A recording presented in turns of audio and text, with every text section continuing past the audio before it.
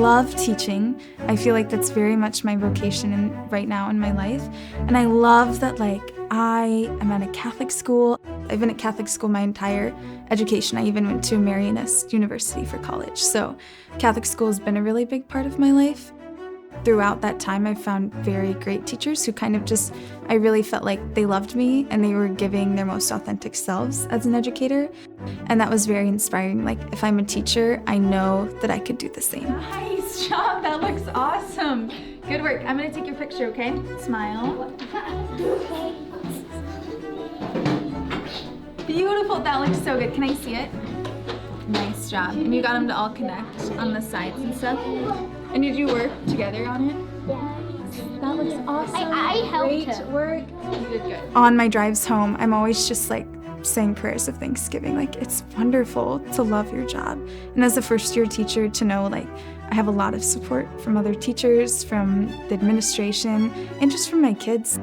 They're very trusting, and the parents have been great. It feels really nice to know I'm secure in where I'm at.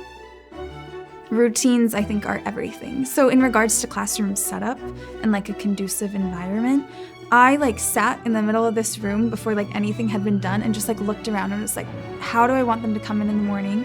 How do I want them to go to the carpet? How are they gonna come to my table? How will they ask me questions? How are we gonna line up for, literally you just envision all the routines. I really like pods for the desks, just so they can talk to each other. I can put some stronger students with some students who might need more support, and then they're helping each other, and then it's a good way to kind of bring everyone together. A really big part of all of my 4 years of education in university was a big focus on social emotional learning. You're just kind of stealing the Catholic school idea of forming the whole person. Why is Monday important, Thomas?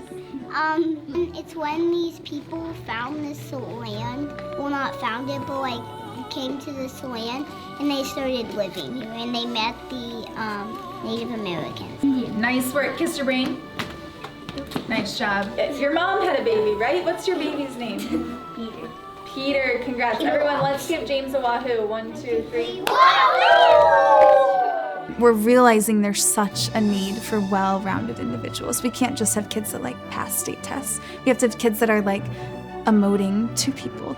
A big thing I've seen in a lot of schools is a calm corner, which here at Catholic school I've got my prayer table. So we have a prayer card, and at the beginning of the year I told my students, I was when you're feeling really frustrated and things are going wrong, you can just go sit by the Bible. Jesus is right there, and you can just say, "Come, Holy Spirit." Take a deep breath, and then you can calm your body. When you're ready, then you can come back to join us, because you're not successful when you're stressed. And when you're just anxious and mad, even if it's my pencil broke, I'm so mad, they're not gonna do well. And so I guess just trying to build an environment where eventually I could sit at my desk and they could work and they feel confident enough to try hard on their own.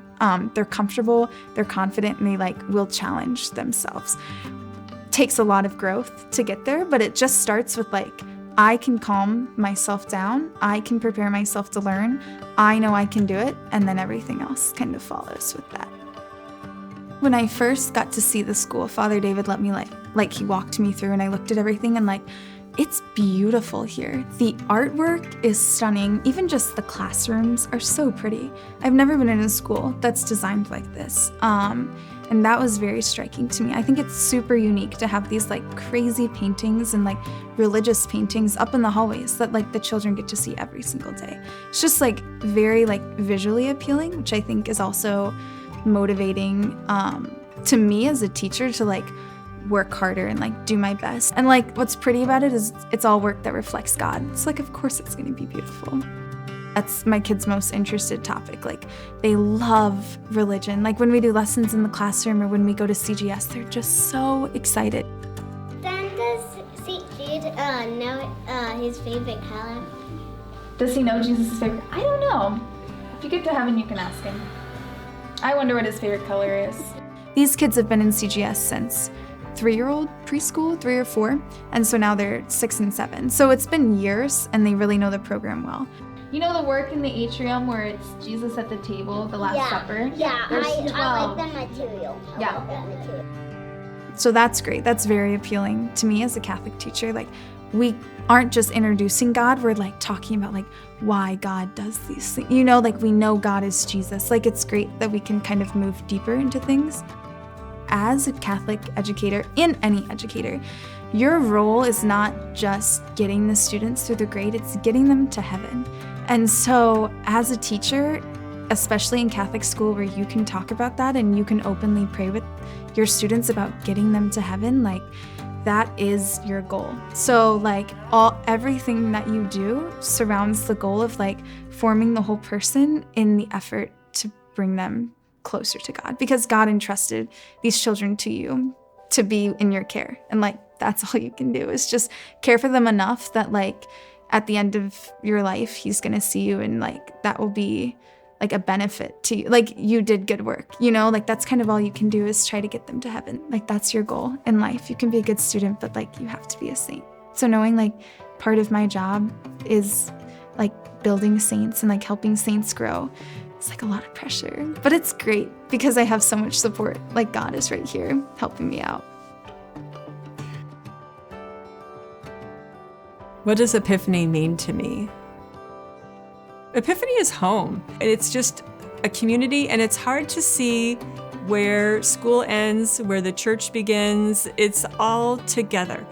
We've been involved as a family in different things, ranging from, the Acts retreats to Walking with Purpose. I helped out leading facilitating some Bible studies a few years ago.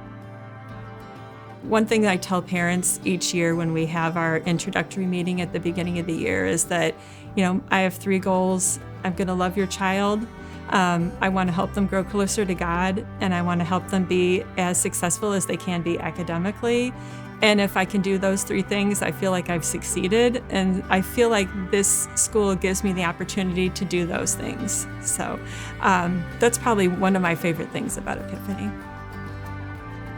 It really is a vocation to me. I don't really look at it as a job.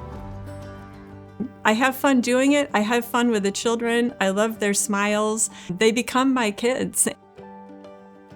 Yeah, I'd say I'm proud of her. Like, she's always up. She's been up pretty late working some nights, and she gets up at like the crack of dawn and comes in. So yeah, I'd say I'm pretty proud. It's been a really good fit for our family. We had 4 children that ended up going through the school here at Epiphany. I feel like what I want them to leave from Epiphany, obviously I want them to have strong academics, and we offer that, but I'm more focused on the person as a whole. Like, who is that person spiritually? What's their confidence like? Do they feel like they really can do something, that they can be a leader, that they don't need to succumb to peer pressure, that they know who Jesus is, and that they have a relationship with him? I do feel like Epiphany has done that for Jacob. I look at him and I feel like he's a leader. I see him being strong. I see him putting himself second in situations and thinking about other people first. I see him congratulating other children as they compete, walking up, putting a hand on his shoulder, talking to someone, and he has the confidence in himself. He knows who he is. He knows he's loved. He has had teachers that have modeled their spiritual life with him. He has that with his family members as well. So yeah, I feel like he has left with those things. I'd say I'm feeling pretty ready to graduate. I'm excited to go to Central. It'll be cool to be in a new building, new kids, meet new people. But I will miss Epiphany. I've been here about 10 years, honestly. So it's like kind of a second home to me. I think on graduation day, I'll probably be a little bit nervous, but most of all, I think I'll just be pretty excited, pretty happy. It'll be cool to go up there in Mass and get our confirmation done, and then always afterwards there's cake, which is great. It's a little bittersweet, you think about the pride you have and who they've become. I watched him grow spiritually. I've watched him break a couple school records here, and it's been neat to see him set a goal for himself and then work really hard to get there. So that's all really a cool part. The downside is I don't have my buddy here but with me, but My husband and I have talked often about measuring how we do as parents. And we've kind of come to the conclusion that we're not going to know how we did as parents until we see how our grandkids turn out. And so I'm hopeful that at least some of my grandchildren will have an opportunity to come here to Epiphany and experience what our children have experienced.